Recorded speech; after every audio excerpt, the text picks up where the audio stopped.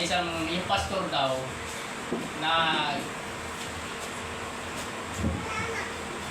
nag-iikot, nagbabahay-bahay. At napunta siya sa isang tahanan na kumakain. Siyempre, inalok siya, di ba? At pagkatapos kumain, pagkatapos nila mag-Bible study, malis na yung pastor. Tapos biglang hinahanap nung may-ari ng bahay yung kutsara nila.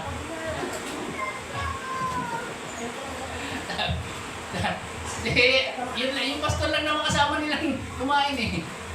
Eh sabi, siguro tinangin ni pastor. Ngayon sinabi. Siguro nadala ni pastor.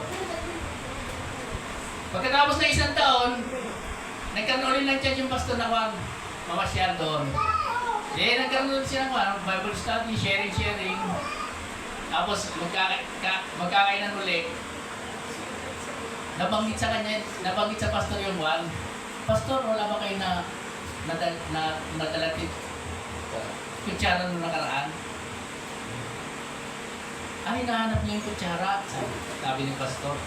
Niligay ko dun sa Bible, sabi niya. Medyo napahiya yung Ano ibig sabihin nun?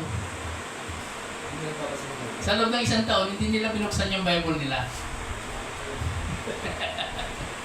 Kaya, maganda po, paminsan-minsan, buksan natin yung Bible, baka nandun yung kutsarang hinahanap nyo.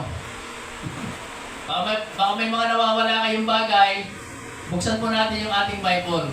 Kasi nandun po sa Bible yung mga gusto nating hanapin, nandun po sa Bible yung mga